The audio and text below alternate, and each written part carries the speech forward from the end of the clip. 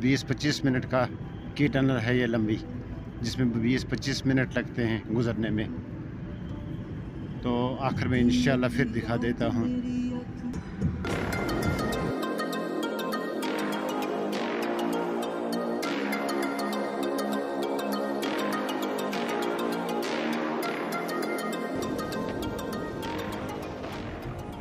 ये थी वो टनल, चनानी नासरी टनल। ये देखें हम किस पहाड़ से गुज़र कर आए हैं, किस पहाड़ी को काट कर ये रास्ता बनाया गया है।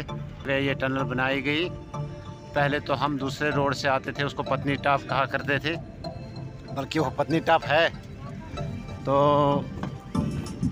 इस लिहाज से करीबन 60-70 किलोमीटर बच जाते हैं इस टनल में गुज़र कर आने से। और रोड भी सेफ़ है उस रोड की बनिस्बत जो वो रोड था। ये था चनानी नासरी टनल। जो इससे पहले आई थी वो थी जवाहर टनल।